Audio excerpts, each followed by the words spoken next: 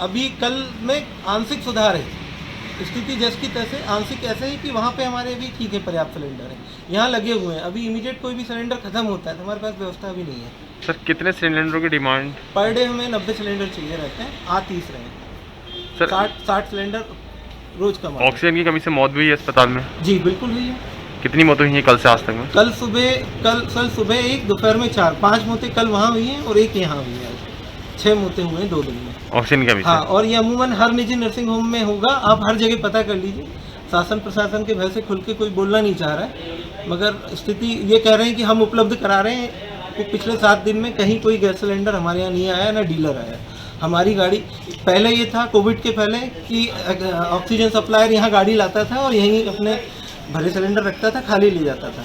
आज 10 दिन ये हो गए कि हमको 2 एम्बुलेंस हमारी, जिसमें पेशेंट को लाना ले जाना ना करके हम हमारे गाड़ी में हम ऑक्सीजन सिलेंडर ढो रहे हैं। 3 बजे रात को हम लेने जाते हैं। अब वो वहाँ पे पुलिस बिठा दी है, तो वो जो लोग पहले आते हैं उनको देते हैं और फिर अपना नंबर आता है, अपन जाते हैं, आते हैं, भर के लाते हैं, तब तक पेशेंट निपट जाता है। वहीं प्रदेश के मुखिया शिवराज सिंह चौहान ने क्या कुछ कहा है वो भी आपको सुनवाते हैं, फिर करते हैं चर्चा की शुरुआत। लोकल भी मैंने अस्पतालों को कहा है, 2 अफसर हमने तय किए, एसएन मिश्रा और नरहरी, जो ऑक्सीजन की सप्लाई का काम देख रहे हैं। कई छोटे छोटे अस्पताल है जिनने कोविड का उपचार करना शुरू कर दिया और वहां से वो अचानक कई बार कहते हैं कि अब ऑक्सीजन चाहिए। तो कहा कि पहले से टाई अप करके समय रहते पता चले कि कहाँ कितनी ऑक्सीजन की जरूरत है। एक हम ऑक्सीजन का ऑडिट भी करेंगे कि जितनी जरूरत है उतनी लग रही है या, उसके निर्देश भी हमने दिए हैं।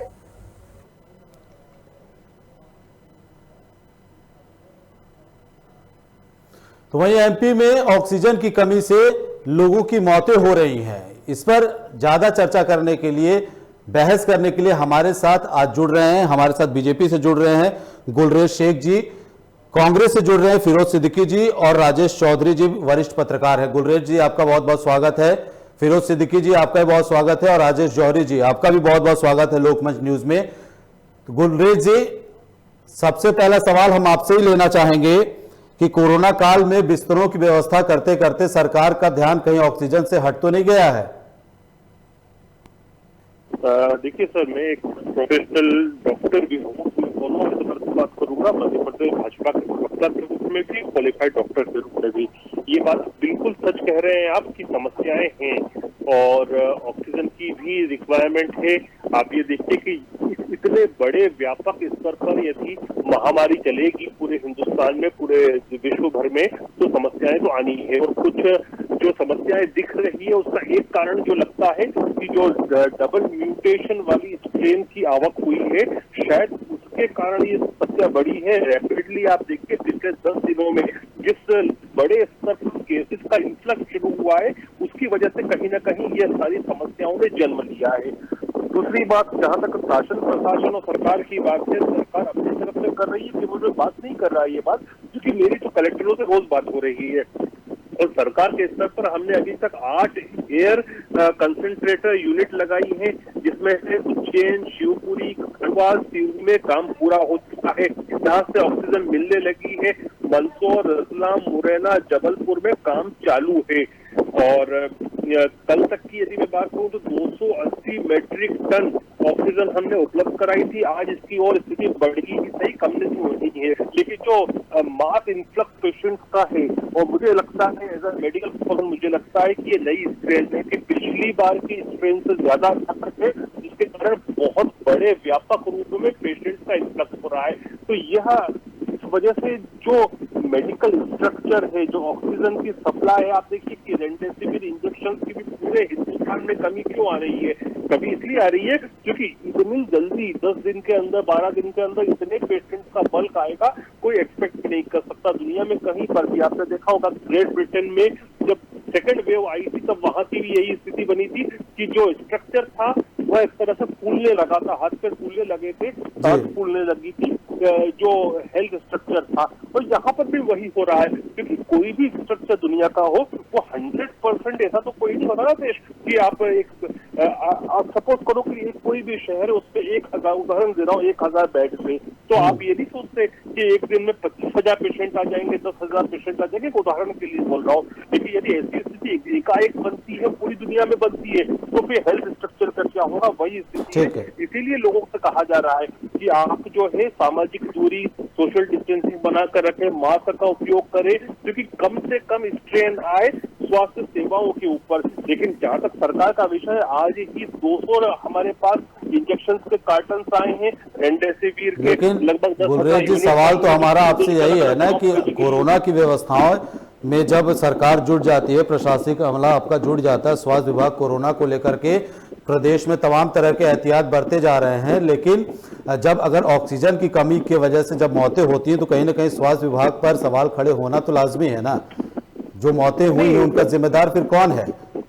देखिए, आपका काम है जो आपका फर्ज पूरा कर रहे हैं, आपका फर्ज बनता है कि आप सरकार से प्रश्न करें और आप अपने फर्ज का पूर्ति भी कर रहे हैं। लेकिन आप ये कि अगर डॉक्टर में बात करूं तो आप इस बात को भी समझिए ना कि ऑक्सीजन भी जो एनवायरमेंट से निकाली जाती है, उसके जो कारखाने होते हैं, जो इंडस्ट्रियल लेवल पर होती है, उसकी भी एक कैपेसिटी है। उस कैपेसिटी से ज्यादा यदि पेशेंट्स आएंगे तो वो कैपेसिटी से ज्यादा प्रोडक्शन करने में जो समय लगता है वह लग रहा है। अभी बताया आपको कि 8 यूनिट बन चुकी है, 4 जिसमें से चालू है, 4 और चालू होने वाली है। और साथ ही जो ऑक्सीजन कंसंट्रेशन किट है, हम तो एक एक किट के लिए कोशिश कर रहे हैं कि जितनी ज्यादा हो सके, ताकि इंडिविजुअल पेशेंट को भी तो 4 लीटर की कैपेसिटी लगता है ऑक्सीजन को पर्यावरण से निकालने का। ठीक है गुलरेज जी, तैयारी हो रही है। ठीक है, वरिष्ठ पत्रकार हमारे साथ राजेश जौहरी जी जुड़े हुए, उनसे भी जानना चाहेंगे। आखिरकार राजेश जी, जिस तरह से मौतें हो रही हैं ऑक्सीजन की कमी को लेकर के, सवाल वही है मेरा कि क्या शासन प्रशासन कोरोना की तैयारियों में इतना ज्यादा जुट गया या फिर कोरोना के केस इतने ज्यादा आने लगे हैं अब कि ऑक्सीजन की कमी पड़ गई है, और ऑक्सीजन की कमी के चलते यानी कि आप समझ सकते हैं कितनी भयावह स्थिति होगी उस मरीज के लिए जो ऑक्सीजन के बगैर दम तोड़ दे रहा है और उसकी मौत हो जा रही है। आखिरकार जिम्मेदार किसको माना जाए फिर? आपकी बात विवेक जी बिल्कुल ठीक है, स्थितियां वाकई बहुत भयावह है। एकदम से जो इतना बड़ा इन्फ्लक्स, जो जैसा डॉक्टर गुलरेज ने अभी कहा कि पेशेंट्स का आया है, लेकिन यहाँ सरकार से एक सवाल उठाना एज ए पत्रकार बहुत जरूरी लगता है कि कोरोना का हमें शुक्रगुजार होना चाहिए, उसने हमें कुछ समय दिया था तैयारी करने का जी। उस समय का हमने ना तो मध्य प्रदेश की सरकार ने ना ही किसी प्रदेश की सरकार ने उस समय का सदुपयोग किया। आज ही एक छोटी सी बात थी, आज एक छोटा सा एक समाचार व्हाट्सएप पे आया था कि 58 जो वो कंपार्टमेंट थे, रेलवे कंपार्टमेंट जिनको आइसोलेशन रूम बनाया था, उसको भूल ही गए, उसको याद ही नहीं है किसी को कि उनका भी इस्तेमाल करना है। इस तरीके से ऐसे बहुत सारे इंतजाम हो सकते थे। ये जो 2-3-4 महीने का हमको समय मिल गया था जो कोरोना की सेकेंड वेव और फर्स्ट वेव के बीच में, वो हम नहीं कर पाए। एक पॉइंट और था, जो मौतें हो रही हैं उसके पीछे जो स्टडी है, उसकी एज ए पत्रकार जो स्टडी है वो ये है कि छोटे अस्पतालों में मौतें ज्यादा हो रही हैं। वह ये है कि हर छोटा अस्पताल भी, उसने कहा कि मैं भी कोरोना के पेशेंट लूंगा। अब कोरोना जो है ये एक नॉर्मल बीमारी नहीं है, ये एक बड़ी अलग तरह की बीमारी है। जैसा डॉक्टर गुलरेज ने कहा कि स्ट्रेन भी चेंज हो गया है, और अब हम मेडिकली तो नहीं कह सकते, लेकिन हाँ कुछ ना कुछ इसमें इस फेज 2 में या जो सेकेंड फेज है कोरोना की सेकेंड वेव है, इसमें इसका स्ट्रेन थोड़ा सा खतरनाक वाला है। और जो छोटे अस्पताल नहीं संभाल पा रहे हैं, उनके पास वैसा इंफ्रास्ट्रक्चर भी नहीं है, वैसी फैसिलिटीज भी नहीं है, और उन्होंने एकदम से उन लोगों को ले लिया, ऐसे सीरियस पेशेंट को ले लिया, जिस कारण से बहुत सारी परेशानियां आ रही हैं। तीसरी बात ये थी कि ऐसे कुछ अस्पताल थे, एक इंदौर का एक हॉस्पिटल है सिनर्जी हॉस्पिटल, काफी पुराना हॉस्पिटल है, वो बिल्कुल बंद हो गया था। वहां पर स्थिति ये थी कि एक पेशेंट भी नहीं आता था, वो डॉक्टर परेशान थे। कल रात को उनसे बात हुई तो उन्होंने बताया कि उनके पास बात करने का भी समय नहीं है, आईसीयू तो ठीक, एक बेड भी अवेलेबल नहीं है। तो ऐसी स्थिति है, मतलब इससे पता चलता है इन सारी परेशानियों चीजों को देख के, आंकड़ों को देखकर, कि स्थिति उससे भी ज्यादा खतरनाक है जितनी बताई जा रही है। और अगर शमशान घाट, कब्रिस्तान, इनके आंकड़े देखें तो जो सरकार का आंकड़ा है और उनका आंकड़ा, दोनों में अंतर आ रहा है। जाहिर तौर पर यह माना जा सकता है कि आंकड़ों में उलटफेर है, कुछ घपलेबाजी हो रही है आंकड़ों में।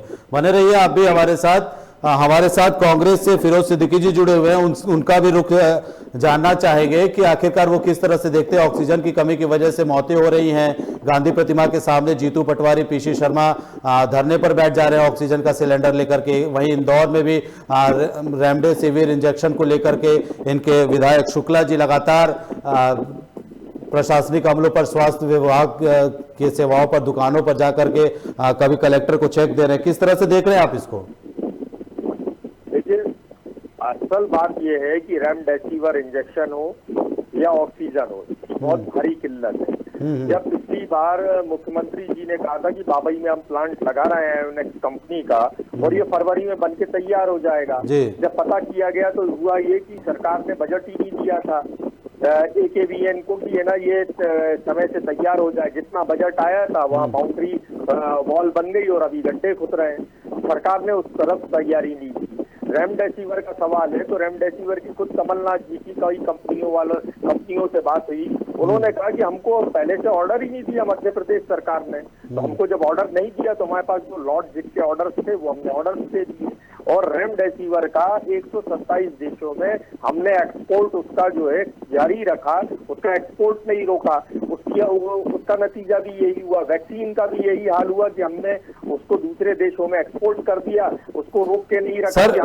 सर कोरोना की वैक्सीन एक्सपोर्ट होना अलग मसला है।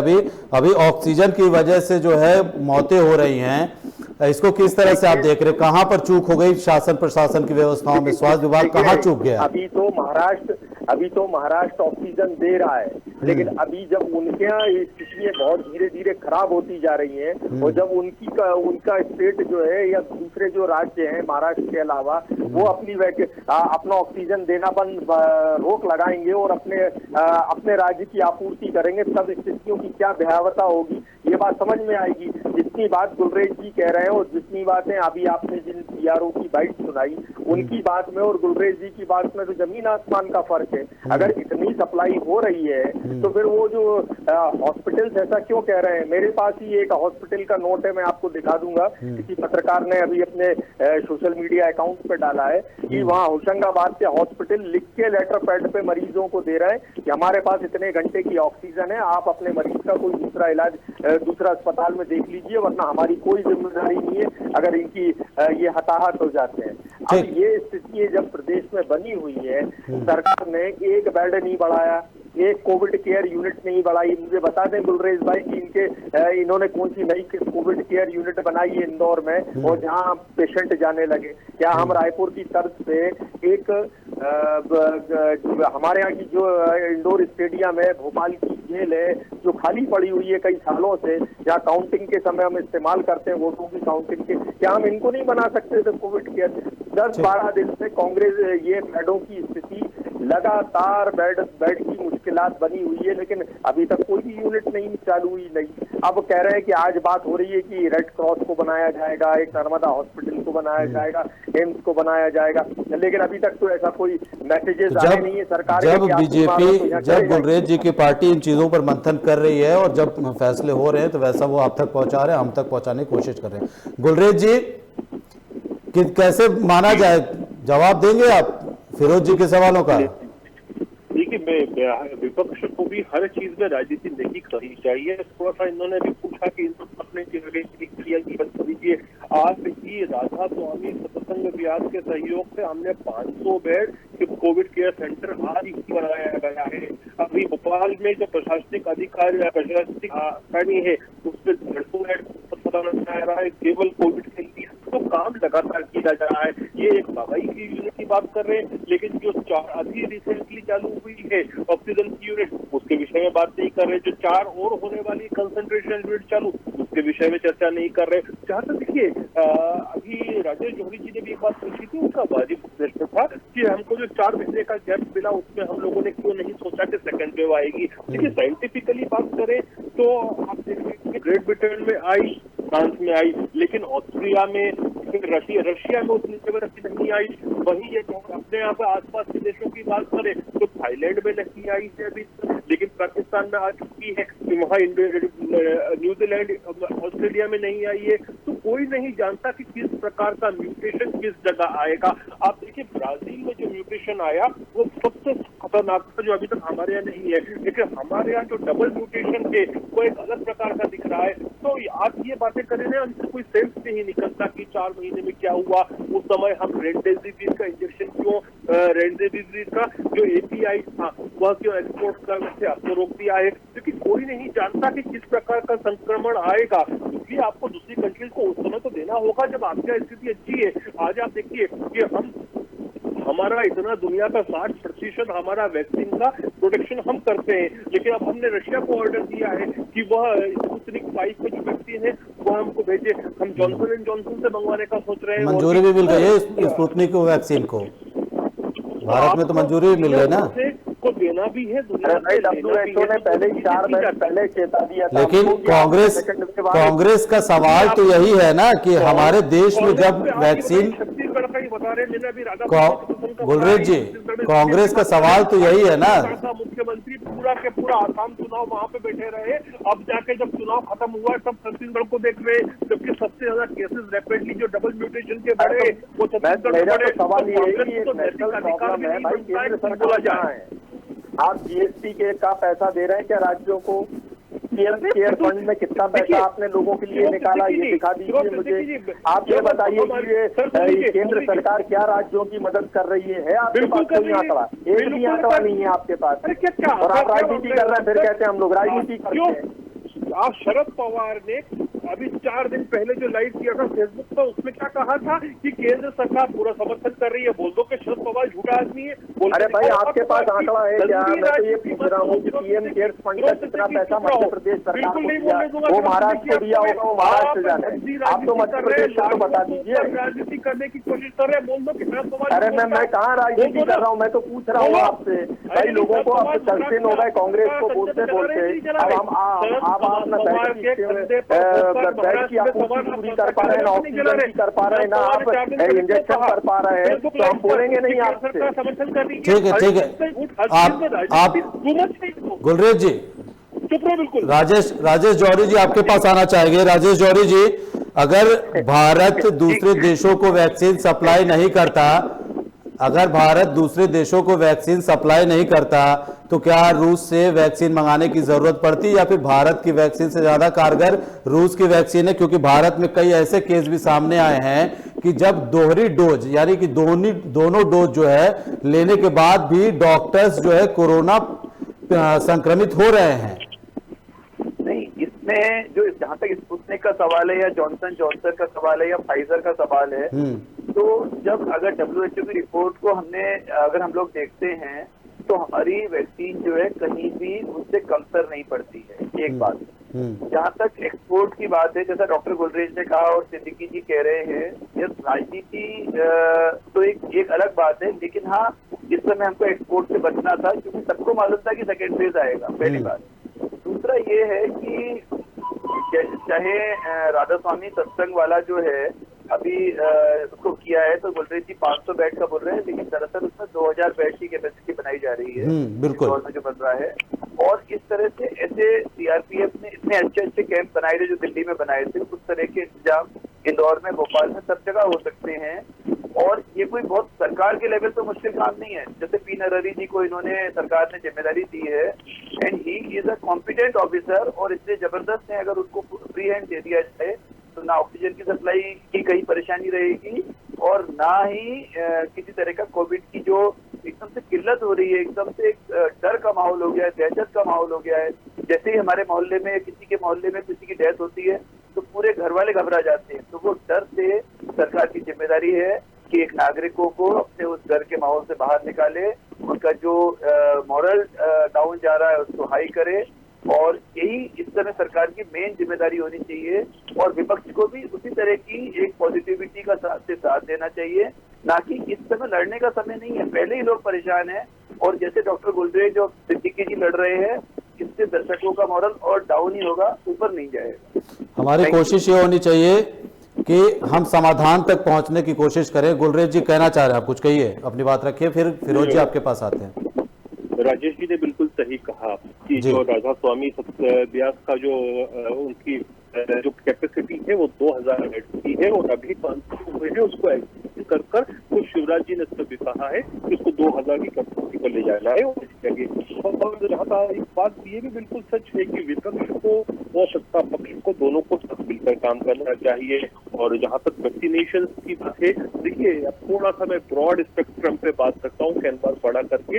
यदि हम दूसरे कंट्रीज को नहीं देते तो चाइना बैठा था देने के लिए। आपको ये भी सोचना होगा कि विदेश नीति जो बनती है देश की, वो बहुत सारी चीजों को कंसिडरेशन में रख के बनाना पड़ती है, बहुत सारी मजबूरियां होती है, क्योंकि आपका कॉम्पिटिशन चीन जैसे एक ताकत से है जो कि हमारी दुश्मन ताकत है। तो दुश्मन से जब आपको कॉम्पीट करना है, बहुत सारी चीजों को मद्देनजर रखकर ही विदेश नीति बनाई जाती है। और उस समय हमारे यहाँ चीजें कंट्रोल में थी, नहीं वेव आना नहीं आना कोई नहीं कहता। अभी मैं आपको बताऊं कि ऑस्ट्रेलिया और न्यूजीलैंड ऑलमोस्ट फुल चुके हैं लॉकडाउन से और सब कुछ लाइफ उन्होंने अपनी नॉर्मल रिस्टोर कर ली है। अब नहीं कह सकते कि उनका सेकंड वेव आई थी नहीं आई थी, वो ये सोच के बंद करके नहीं बैठे। हिंदुस्तान में सेकंड वेव आ गई या फ्रांस में सेकंड वेव आ गई, वहाँ लॉकडाउन हो गया फ्रांस में, तो वहाँ पे लॉकडाउन करते, ऐसा नहीं होता है। क्योंकि साइंटिफिकली आप देखिए ना, तो हमारे पास अभी भी डाटा, केवल डाटा के रूप में आप बात करो तो 1918 में जो फ्लू आई थी, उसके बाद से ऐसी महामारी का कोई डाटा नहीं है। 1918 का कितना डाटा होगा आप ये सोच सकते हैं, जो वो महामारी चली थी लगभग 2.5 से 3 साल। तो अतीत से कुछ सीखा जाता है, इसीलिए कहा जाता है कि हमें अतीत से सीखना चाहिए। और जब कोरोना की पहली लहर आई थी और जब दूसरे स्ट्रेन के केसेस में मिलने लगे थे और उसके बाद से जिस तरह से कोरोना के केसों में लगातार इजाफा हो रहा है, तो कहीं ना कहीं इसको किसकी चूक मानी जाए। शिवराज सिंह चौहान खुद जाकर छतरपुर में लोगों से मिलते हैं, खजुराहो में, उधर छतरपुर में जब वो रैली कर रहे थे तो सीधे पहले तो मंच से शिवराज सिंह चौहान ये कहते हुए सुनाए दे कि जितना ज्यादा हो सकता है सोशल डिस्टेंसिंग का ख्याल रखिए, लेकिन बाद में क्या होता है कि जो बांस की जो बैरिकेडिंग लगाई जाती है उस पर जाकर के शिवराज सिंह चौहान खुद मिलते हैं लोगों से। तो ऐसे में क्या संक्रमण का खतरा उत्पन्न होता है या नहीं होता है? देखिए वो समय अलग था, अभी की बात हो रही है, अभी की बात हो रही है गुलरेज जी। वो चुनावी माहौल में सब कुछ जायज है। नहीं, चुनावी माहौल में सब कुछ जायज नहीं। यदि जायज होता सब कुछ तो शिवराज जी अपने कल जो चुनावी दौरे थे कैंसिल नहीं करते। अरे आपके स्वास्थ्य मंत्री तो खुद वहीं बैठे थे दमोह में, वो उनका पता पता ही नहीं था, लोगों ने बोर्ड लगाए दिए, गुमशुदा हो गए। और पत्रकारों ने जब सवाल किए तो कह रहे थे मैं तो दमोह से ही देख रहा था, सारी चीजें दमोह में ही कर रहा था मैं। राजनीति करना, देखिए मैं एक डॉक्टर नहीं, आप राजनीति करिए, आप उपचुनाव में आपके स्वास्थ्य मंत्री आपके पास भी आएंगे फिरोज जी, बस बात कंप्लीट हो जाए। आप राजनीति करिए, राजनीति करने का हक आप ही को है अकेला, और विपक्ष से कहिए अरे इस्तीफा दीजिए उनसे, आपके स्वास्थ्य मंत्री से।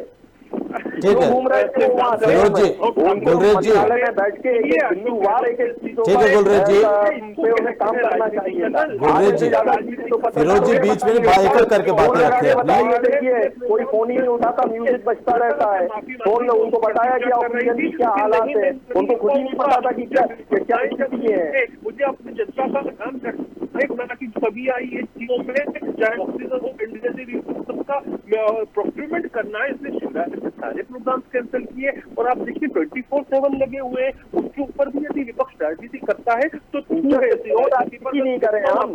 आपके स्वास्थ्य मंत्री जो है लोगों को मरता छोड़ के और चुनाव में वोट मांगे और आप राजनीति कर रहे हैं। आप राजनीति नहीं कर रहे हैं, आप भजन कर रहे हैं, आप ये कहना चाहते हैं। राजनीति कर सकता, आपसे इतने हाथ जोड़ता हूँ मैं आपसे बहुत लंबे हाथ जोड़ रहा हूं। फिरोज जी गुलरेज जी एक एक करके बोले, एक एक करके बोले, सबको पूरा मौका दिया जाएगा। अपना काम कर लेंगे।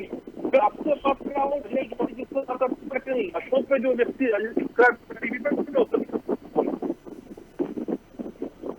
फिरोज जी रखिए अपनी बात रखिए, आप कहिए। जी मैं ये जो गुलरेज भाई कह रहे हैं, चाइना की बात बता रहे हैं, इंग्लैंड, हिंदुस्तान, ऑस्ट्रेलिया की बात बता रहे हैं। सीधे सिंपल बात है कि जब WHO ने हमको ये चेता दिया था कि आपकी सेकंड वेव आएगी, आप तैयारी कर लीजिए, तो हर चीज स्टॉक में रखनी चाहिए। हमारी सरकार ने, मध्य प्रदेश सरकार ने रेमडेसिविर का ऑर्डर नहीं। एक एक करके बोले गुलरेज जी, आपको भी पूरा मौका दिया जाएगा, एक एक करके बोले।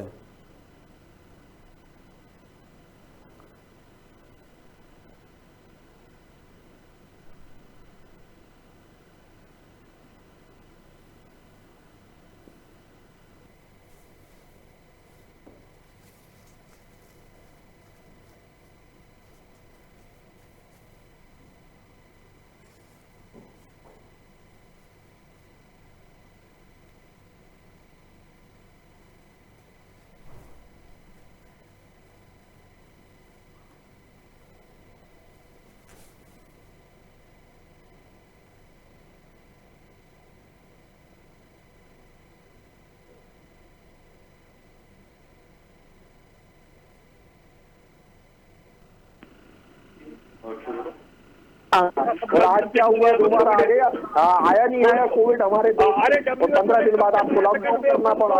ये स्थितियां हैं, आपकी राजनीति आप कर रहे हैं, आपके स्वास्थ्य मंत्री वोट मांगते हैं और आप हमसे कहते हो कि कांग्रेस राजनीति करती है। उनकी चेतावनी कहाँ लिखी है बताओ? फिरोज सिद्दीकी झूठ बोलते हुए रंगे हाथ पकड़ गए कांग्रेस का प्रवक्ता। बताइए, हाँ बोलिए, क्या क्या क्या जानना ठीक है, चाहते हैं आप? ठीक है। देखिए वक्त की बड़ी कमी है गुलरेज जी, फिरोज जी, वक्त की बड़ी कमी है।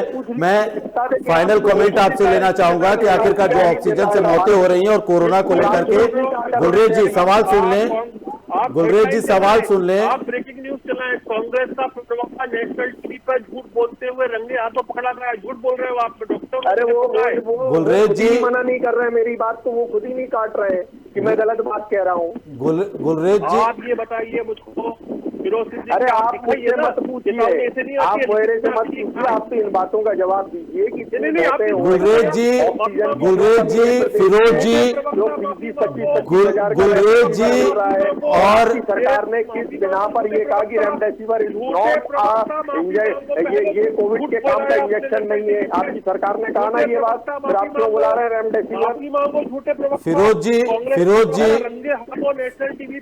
फिरोज जी, गुलरेज जी, देखिए हमारी बहस का जो चर्चा है, जो बहस का जो मुद्दा है वो है ऑक्सीजन को लेकर के कि आखिरकार जो 10 मौतें हो चुकी हैं, 6 मौतें यहाँ भोपाल में होती हैं, 5 मौतें जो है रविवार और सोमवार के दरमियानी इंदौर में होती हैं ऑक्सीजन की कमी को लेकर के। पीआरओ साहब कैमरे के सामने आकर कहते हैं कि शासन और प्रशासन की डर से कोई मीडिया के कैमरे के सामने जो है कुछ बोलना नहीं चाहता है। 90 सिलेंडर की दरकार है लेकिन दिए 30 जाते हैं। तो इसका क्या समाधान निकाला जाए, कैसे इस व्यवस्था को दुरुस्त किया जाए, इस पर एक छोटा सा कमेंट जो है लेना चाहेंगे। उसके बाद जो है डिबेट को खत्म करने की कोशिश करते हैं। और लेकिन जो पहला सवाल हमारा यही है कि क्या ऑक्सीजन की कमी की वजह से जो लोगों की मौतें हो रही हैं उसका जिम्मेदार कौन है और उसको सुधारा कैसे जाए? इसमें विवेक जी शुरुआत करें। इसमें एक जो सबसे इम्पोर्टेंट बात वो ये है कि सरकार शायद जो एयर कंसंट्रेशन जो बना रही है, कुछ मशीन से वो लगा रही है, वो तो है ही है, लेकिन साथ में तो सबसे बड़ी बात यह है कि कांग्रेस या बीजेपी दोनों को एक चीज याद रखनी चाहिए कि कांग्रेस शासित राज्यों में भी मर रहे हैं लोग और बीजेपी शासित राज्यों में भी लोग मर रहे हैं। बिल्कुल, इस बात में कोई दो राय नहीं है।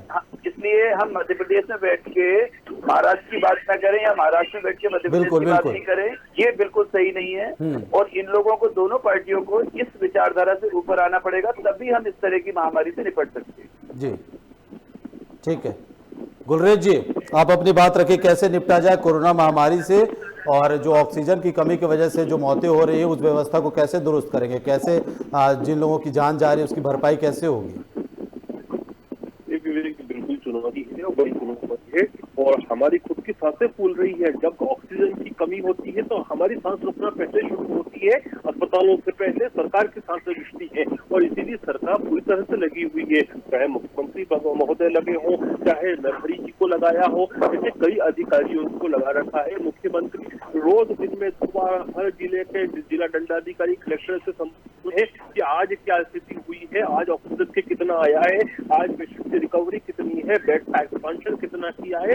हम चाहते हैं कि जनता भी सपोर्ट करे, विपक्ष भी समर्थन करे, ताकि हम अपने प्रदेश की जनता को इस महामारी से बचा सके। बिल्कुल, ये बात तो आपने सही कही कि समर्थन सबका जरूरी है, लेकिन हालात तब बुरे हो जाते हैं जब खुद नेता कोरोना गाइडलाइन की धज्जियां उड़ाते हैं। फिरोज जी आपसे भी आखिरी कमेंट चाहेंगे, कैसे देखते हैं आप और कैसे इन व्यवस्थाओं में सुधार लाया जा सकता है? देखिए, कांग्रेस का मानना है कि आप एक टास्क फोर्स बनाएं। जब विपक्ष जो है अपनी बात बताए, हमने कई सारी जगह बताई, तो सरकार को इस पर एक बड़ा मन रख के अपनी बात कहना चाहिए। सरकार जो है हेडलाइन बनाने में लगी है, सरकार जो है बातों को झुठलाती है, सरकार जो है विपक्ष पे उल्टे आरोप लगाती है, जैसे कि गुलरेज भाई अभी लगा रहे थे।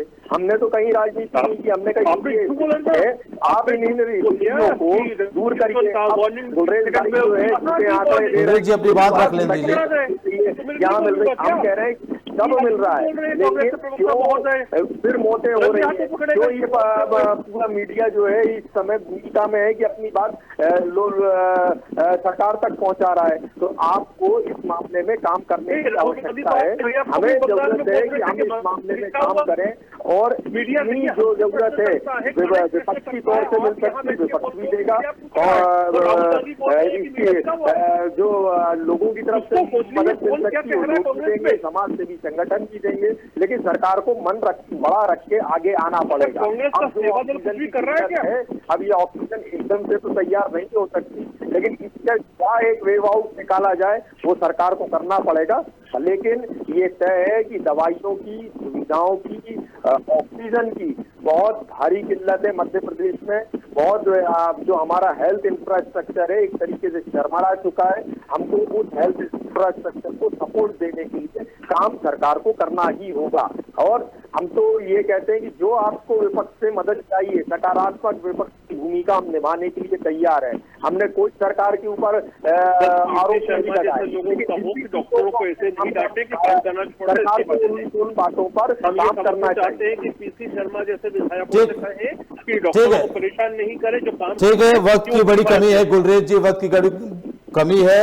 फिरोज जी आपका भी बहुत शुक्रिया, राजेश जी आपका भी बहुत शुक्रिया, और गुलरेज शेख जी आपका भी बहुत बहुत शुक्रिया हमारे साथ जुड़ने के लिए। तो आपको बता दें कि मध्य प्रदेश में हालात कुछ ऐसे हैं कि ऑक्सीजन की कमी की वजह से मौत हो रही है। कांग्रेस विपक्ष को दोषी ठहरा रहा है, वहीं बीजेपी का भी यही कहना है कि हालात तो बुरे हैं लेकिन उससे लड़ने की पूरी कोशिशें की जा रही हैं। इसके लिए जनता का भी समर्थन उनको चाहिए और विपक्ष का भी समर्थन चाहिए। लेकिन हालात यही है कि ऑक्सीजन की कमी की वजह से तकरीबन 10 लोगों की मौत हो गई, जिसका जिम्मेदार स्वास्थ्य विभाग खुद को शायद नहीं मान रहा है। फिलहाल इस बुलेटिन में इतना ही। आप देखते रहिए लोकमंच न्यूज़। नमस्कार।